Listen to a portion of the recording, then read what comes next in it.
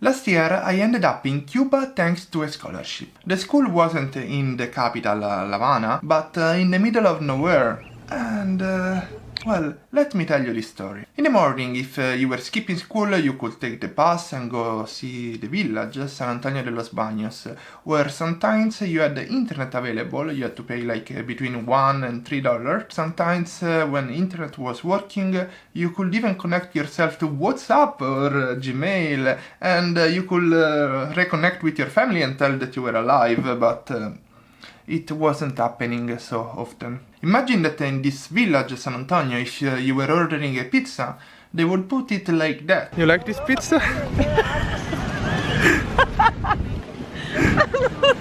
I love this pizza. Look at that. Oh my gosh. If in the evening you were losing the bus, you had to walk like 45 minutes to get back to the school. Because of the sun, people were getting crazy. These guys cashing woods on the street, they are my friends, so let's not make jokes, I love them. Really? Anyway, after 2 months over there, I was feeling the need to cut my hair, and I asked one of the guards of the school where I could cut them, and they told me that half hour from the school, after crossing the forest, the sea and the mountain, there was a village without name. When I got to the village, I saw these chickens running around, and I felt starving, really guys. After eating at school for 2 months, example of food, and after eating some burger in the village of San Antonio, when you see an animal alive and running, you really feel the need to eat it. I'm sorry for all the vegans and vegetarians and so on, but you really feel the need to eat it because you didn't have proper food for 2 months. So when I got to the village, I asked where was the hairdresser, and they asked me to follow the music. The music was coming from under a palace, and when I got there, I saw this little balcony that was touching the ground, and inside this balcony there was this young guy cutting hair. I asked him if I can wait there, and he said yes. I was waiting on the bench outside, and there were like 2 people before me. I don't know why I was hoping like in half an hour it will be my turn and so on, like it usually happens in most of the places I go in Rome. But I was forgetting one thing. I was in Cuba, and in Cuba you wait until you die. Like waiting is one of the most beautiful Cuban attractions.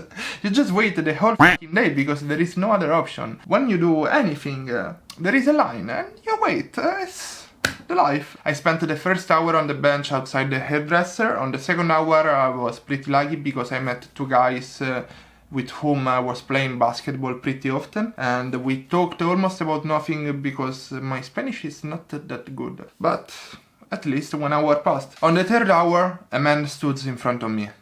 He looks a bit scary, a bit creepy, and has something like a sword, a sickle, the one to cut the grass. He looks at me and starts to talk to me. And when I look at him in the eyes, I do not see a scary man. I see a man that needs to talk, and a lonely one.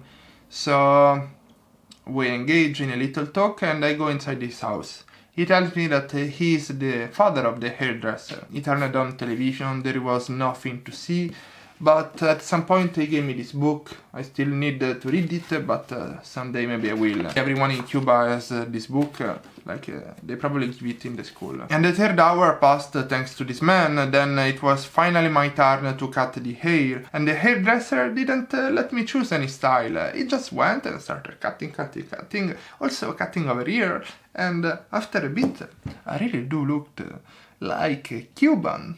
A perfect Cuban. Now I have these 2 holes, and life is fun, beautiful, as always here in Cuba. The story doesn't end up here. Imagine that when I left, these 2 guys that they were behind me on the line, they were told, guys, it's too late, you need to come back tomorrow. Bye bye. If you enjoyed this story, subscribe to my channel. I have many more from you, and I will soon travel to the Philippines, so it should be fun. And what else? Subscribe. It's free of cost. I believe so.